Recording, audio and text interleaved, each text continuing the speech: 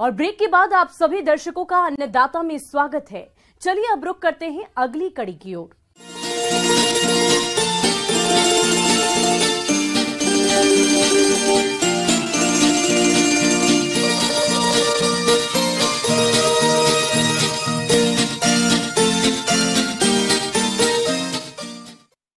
किसान भाइयों, जैसा कि आप जानते हैं कि मछली पालन हमारे राज्य में तालाब और पोखरों में अधिकांश रूप से किया जाता है और किसान इससे अच्छा लाभ भी कमा रहे हैं। लाभ मिलने का ये सिलसिला यूं ही चलता रहे, जिसके बारे में बता रहे हैं बिहार कृषि विश्वविद्यालय सबौर जिला भागलपुर के वैज्ञानिक डॉक्टर जिया-उल होदा।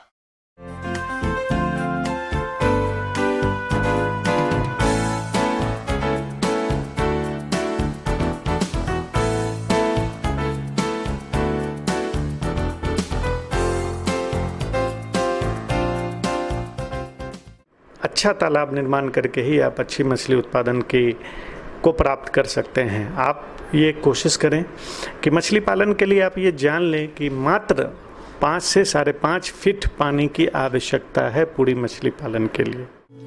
मछली पालन आप शुरू करना चाहते हैं तो तालाब तैयार करवाने का सबसे बढ़िया समय गर्मी का ही है। तालाब निर्माण से पहले सही स्थान सुनिश्चित कर लें, जिससे बाद में कोई बड़ी परेशानी नहीं आए, क्योंकि तालाब बनवाने में अधिक खर्च होता है। हम सभी जानते हैं कि हम लोग एक तालाब में लगभग 6 किस्म की मछलियां पालते हैं।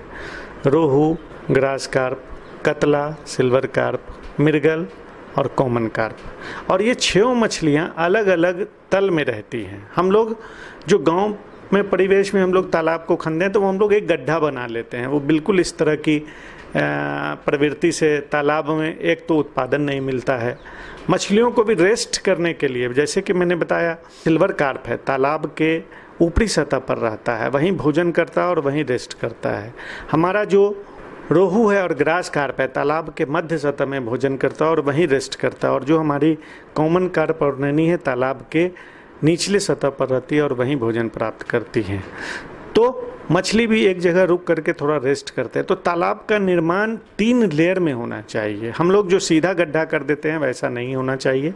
और बिल्कुल एक सबसे बड़ी बात जो ध्यान देने की है, वो तालाब अगर नया निर्माण कर रहे हैं तो तालाब आयताकार तालाब बनानी चाहिए। इसमें अच्छा उत्पादन देखने को मिलता है। और दूसरा जो सबसे महत्वपूर्ण बात है, तालाब का आकार।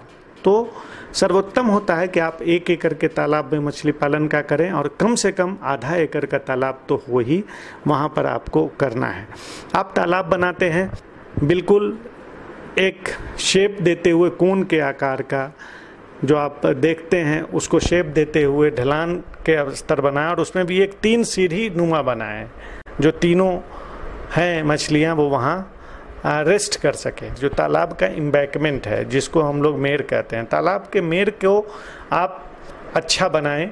और बहुत लोग ये करते हैं कि जहाँ पर पानी बहुत ऊपर होता है, जहाँ कहीं कहीं हम लोग को देखने को मिलता है कि 2 से 2.5 फीट खुदाई करने के बाद ही पानी निकल सकता है, तो आप वहाँ पर 2 से 2.5 फीट पानी खन रहे हैं और वो फिर जो उसी मिट्टी को आप ऊपर बना लेते हैं, तो एम्बैंकमेंट को भी आप अगर ऊंचा कर लेते हैं उसी सतह से, तो आप वहाँ पर भी 5 फीट पानी का संग्रह कर लेंगे और आसानी से कम खर्च में आपका तालाब का निर्माण हो जाएगा। देखिए किसान भाइयों, मैं एक बात आपको स्पष्ट बना देना चाहता हूँ कि तालाब और मछली पालन हमेशा नेचर के साथ करना है। ये नहीं कि हर जगह पर हम तालाब का निर्माण कर सकते हैं। जहाँ पर बलुआई मिट्टी है वहाँ पर आप तालाब नहीं कर सकते। जहाँ पर दोमट मिट्टी है और जहाँ पानी टिकता है, वैसी ही जगहों पर हम तालाब का निर्माण करेंगे।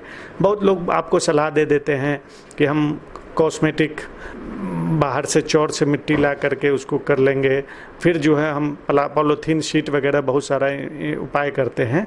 लेकिन हम लोगों ने देखा है कि उसमें अपेक्षाकृत लागत बहुत आ जाती है और जिस अनुपात में हमें लाभ अर्जित करना होता है तो वहाँ नहीं होता है।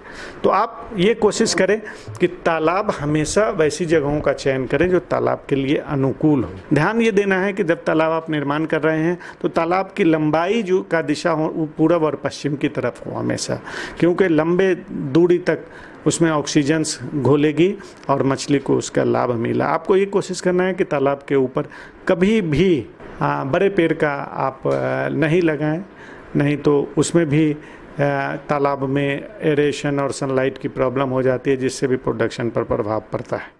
जब आप तालाब निर्माण की शुरुआत करते हैं तो ऊपर की लगभग 3 इंच मिट्टी को निकाल कर कहीं अलग रख दें और जब पूरे तालाब की खुदाई हो जाए तो निचली तह पर ऊपरी वाली 3 इंच मिट्टी को फैला दें। इससे तालाब में प्राकृतिक आहार बढ़ता है। आप अगर एक अच्छे मछली पालक बनना चाहते हैं तो आप एक मेन ब्रूडर तालाब के साथ साथ एक छोटा सा नर्सरी तालाब का भी निर्माण रखें, क्योंकि हम सभी जानते हैं कि मछली का बीज का निर्माण लगातार नहीं होता है।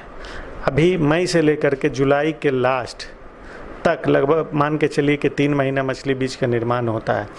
और मछली पालन में जो सर्वाधिक उत्पादकता हमको मिलती है वो मिलती है आप हाफ एयरलिंग या एयरलिंग, जब छोटे तालाब में आप मछली के बच्चे को खाना पीना पर रखते हैं और फिर वहाँ से निकाल कर बड़े तालाब में जब आप डालते हैं तो वहाँ बड़ी तेज़ी से उस एयरलिंग और हाफ एयरलिंग का ग्रोथ होता है और जो मैक्सिमम उत्पादकता हो सकती है वो हमको मिलती है।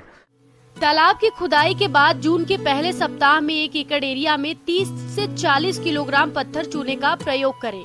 फिर 3 से 4 दिन बाद लगभग 30 से 32 कुंतल गोबर का प्रयोग करें और आधा मीटर तक पानी भर दें। उसके बाद 10 दिनों तक छोड़ दें। आप देखेंगे कि तालाब में प्राकृतिक आहार, जिसे प्लवक कहते हैं, पूरे तालाब में बन जाता है। पूरा तालाब हरे रंग का दिखाई देने लगता है। फिर आप तालाब में 2 मीटर तक पानी भरें और बरसात शुरू होते ही मछली बीज संचय करें।